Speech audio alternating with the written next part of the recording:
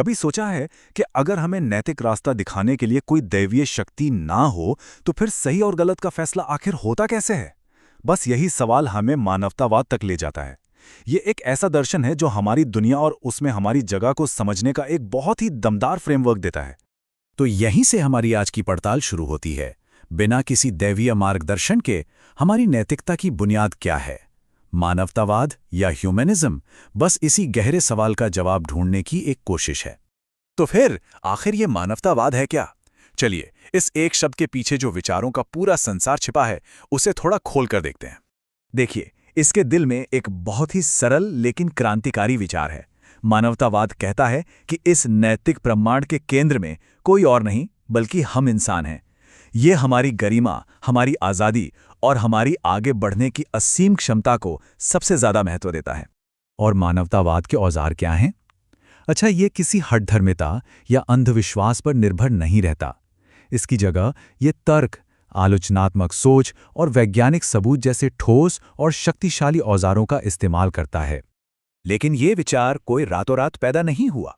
इसकी जड़ें इतिहास में बहुत गहरी हैं और ये सदियों के इंसानी चिंतन के साथ साथ विकसित हुआ है। चलिए, इसकी इस दिलचस्प यात्रा पर एक नज़र डालते हैं। इसकी कहानी शुरू होती है प्राचीन ग्रीस से, जहां सुकरात जैसे विचारकों ने हमें तर्क का इस्तेमाल करना सिखाया। फिर रोम में ह्यूमैनिटास की अवधारणा आई, जिसने एक परिष्कृत शिक्षा पर जोर दिया। उसके बाद पुनर्जागरण और प्रबोधन का दौर आया, जब विज्ञान ने दुनिया को देखने के हमारे नजरिए में ही क्रांति ला दी। इन सभी धाराओं ने मिलकर आज के आधुनिक मानवतावाद को आकार दिया है। तो आज के आधुनिक मानवतावाद की बुनियाद क्या है? इसे हम 3 शक्तिशाली स्तंभों में बांटकर समझ सकते हैं, जो इसके मूल सिद्धांतों को परिभाषित करते हैं। चलिए, इन स्तंभों को एक एक करके समझते हैं। इससे हमें ये जानने में मदद मिलेगी कि मानवतावादी दुनिया को आखिर किस नज़र से देखते हैं। पहला स्तंभ ज्ञान की खोज से जुड़ा है। मानवतावाद आंखें बंद करके विश्वास करने या अंधविश्वास को पूरी तरह से खारिज करता है। इसकी जगह ये वैज्ञानिक पद्धति को अपनाता है। सबूत इकट्ठा करो, उसका विश्लेषण करो और फिर किसी नतीजे पर पहुंचो। और सच तो यह है कि इसी तरीके से हमने दुनिया के इतने सारे रहस्यों को उजागर किया है। दूसरा स्तंभ हम सब के बारे में है, हर एक व्यक्ति के बारे में। ये कहता है कि हर इंसान की अपनी एक कीमत है और उसे सम्मान और करुणा मिलनी चाहिए।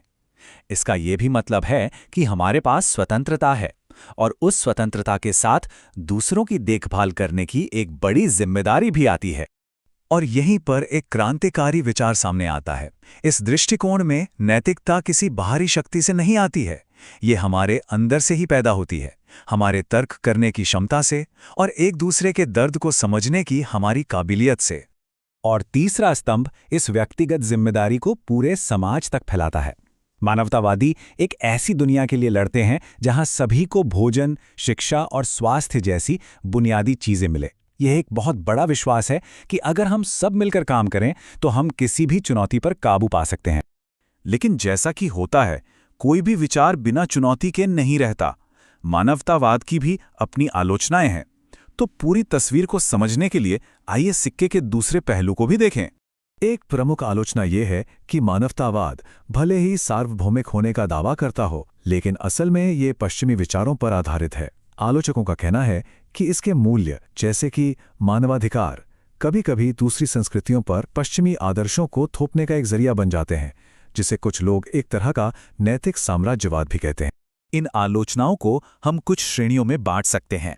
कुछ का मानना है कि यह मूल रूप से ईसाई धर्म का ही एक धर्मनिरपेक्ष रूप है, क्योंकि इसके कई विचार वहीं से लिए गए हैं। वहीं दूसरी ओर कुछ लोग चिंता जताते हैं कि यह पारंपरिक परिवार और समुदाय के मूल्यों को कमजोर करता है। एक और तीखी आलोचना धार्मिक दृष्टिकोण से आती है कि मानवतावाद बहुत ज्यादा भौतिकवादी है।